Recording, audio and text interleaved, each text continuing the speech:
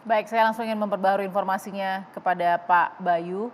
Pak Bayu sebagai Kabid Humas Polda Bali sudah pasti ada perkembangan yang sangat penting Pak, karena kita melihat ini Iketut Arik ini sudah melakukan tindak pidana yang sama sebelumnya menjadi residivis. Silakan Pak, bagaimana asal mula praktik dari pelaku? Ya, memang awalnya kan adanya informasi dari masyarakat terkait adanya dokter yang membuka praktek aborsi atas nama Dr. Arik. Kemudian Polda melakukan browsing melalui internet atas nama Dr. Arik tersebut, didapat alamatnya, kemudian dilakukan penyelidikan ke lokasi. Di lokasi kebetulan juga yang bersangkutan selesai melakukan aborsi ke salah satu pasiennya dan yang sekarang ini dijadikan sebagai saksi. Kebetulan sekarang ini ada 5 yang sudah dilakukan pemeriksaan untuk menjadi saksi. 2 dari pasiennya, kemudian 1 pembantu rumah tangga dan yang 2 adalah tetangganya. Yang bersangkutan memang di 2006 sudah pernah diproses, kemudian mendapat hukuman 2,5 tahun. Itu dilaporkan oleh pihak ID sendiri.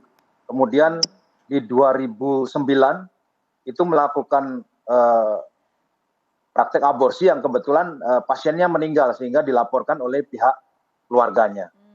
Dan kemudian kemarin itu pada tanggal 8 bulan 5 2023 yang bersangkutan juga kita tangkap pada saat selesai melakukan kegiatan aborsi. Dan sekarang yang bersangkutan sudah ditahan di Polda Bali untuk mempertanggungjawabkan perbuatannya. Oke. Untuk perkembangannya, yang bersangkutan memang dokter gigi, jadi lulus dokter gigi. Cuma penyampaian dari tersangka, dia tidak menikmati atau tidak senang dengan praktek gigi sehingga beliau tidak ikut organisasi dokter gigi maupun membuka praktek gigi. Tetapi penyampaian beliau, dia malah antusias belajar tentang praktek aborsi dan juga seperti dokter umum yang lainnya. Demikian, Mbak. Oke, Pak Bayu, menarik ini Pak. Saya mau klarifikasi dulu. Jadi benar si Pak Iketut Arik ini adalah atau pelaku ini dokter gigi. Berarti dia lulus sekolah dokter gigi. Betul. Yang bersangkutan lulus dan diwisuda sebagai dokter gigi. Oke, tapi tidak terdaftar di Ikatan Dokter atau persatuan yang lain. Beliau tidak mau ikut organisasi dokter gigi dan juga tidak mau membuka praktek gigi. Oke, saya klarifikasi lagi ya Pak Bayu ya. 2006 itu sudah melakukan praktek, lalu kemudian tertangkap ya Pak ya. Dihukum 2,5 tahun, keluar, ya. Betul ya Pak ya? Keluar, kemudian di 2009, betul. Di 2009 kena hukuman 6 tahun. Berarti sudah 2 kali residivis? Ya, sudah 2 kali yang bersangkutan. Oke. Kalau yang kedua, pasiennya meninggal. Karena melakukan aborsi, pasiennya meninggal, kemudian keluarganya melaporkan ke polisi. Iya, jadi karena ada laporan atau aduan tadi ya Pak ya. Nah, Ya, Pak betul, ini menarik nih Pak, ketika ada seorang residivis yang 2 kali sudah dihukum begitu ya, 2,5 tahun dan 6 tahun dengan kasus yang sama, aborsi begitu. Ini kenapa dia bisa lolos lagi tuh Pak? Dari setelah 2009 berarti 6 tahun setelah itu ya? Begitu ya, dia sudah 2014 dia bebas begitu ya, dan berpraktek lagi sampai 2023 Pak? Prakteknya mulai 2020, April 2020. 2020 sampai 2023. Pernah nggak Pak, Pak Arik ini kemudian entah karena sudah 2 kali residivis juga diperiksa kembali atau mungkin wajib lapor atau seperti apa? Untuk menjaga-jaga atau paling tidak ada evaluasi? Kalau penyampaian beliau dari tersangka ini, banyaknya permintaan yang kepada yang bersangkutan. Kemudian yang tadi Ibu jelaskan karena kasihan tentang masa depan anak-anak yang datang ke yang bersangkutan memang rata-rata usia produktif, masih SMA, masih kuliah, seperti itu.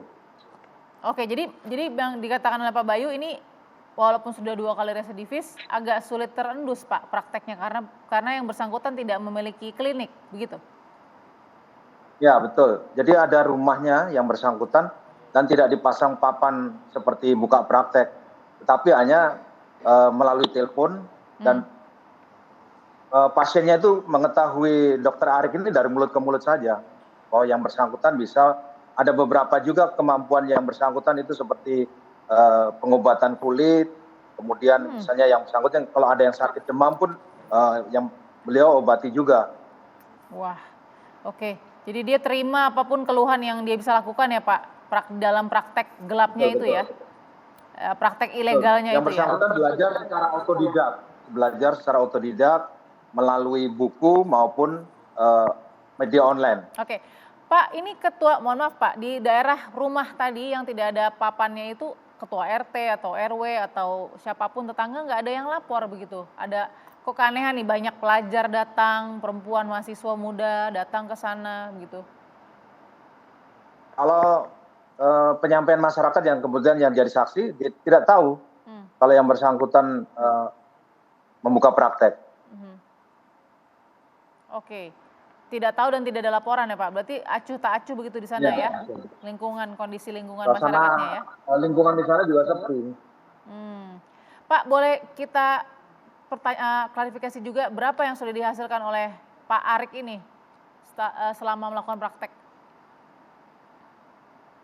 Kalau di data perhitungannya, tapi kita tidak bertanya juga sama pihak tersangkanya, ya kurang lebih ya sekitar 50 jutaan lah kalau yang bersangkutan dihitung, karena per orang kan 3.800.000. Tetapi ada juga yang beliau menyampaikan juga, ada juga yang tidak membayar tetapi berhutang gitu. Maksudnya pada saat melakukan praktek karena yang bersangkutan tidak punya uang, dia bisa berhutang. Itu penyampaian daripada tersangka. Pak, boleh klarifikasi satu lagi ya Pak ya. Ini mohon maaf, jenazahnya bayi ini atau janin ini itu diapakan Pak? Ada jejaknya tidak di dalam rumah itu? Sudah dibersihkan ya, antara dibuang di selokan ataupun di toilet. Dan penyampaian juga dari tersangka, beliau saat memeriksa pasien secara intensif juga, kandungan itu antara 2 sampai 3 minggu, sebelum 1 bulan. Beliau baru berani melakukan aborsi. Pak Bayu, terima kasih. Saya akan langsung mendengarkan bagaimana pendapat juga dari para pakar yang ada di kiri kanan saya. Sesaat lagi dipersiapkan analisanya Bu Ros. Terima kasih Mbak, selamat malam. Terima kasih Pak Bayu. Ibu Ros sudah banyak yang mau diucapkan, tapi sesaat lagi kita jeda dulu di Perempuan Bicara.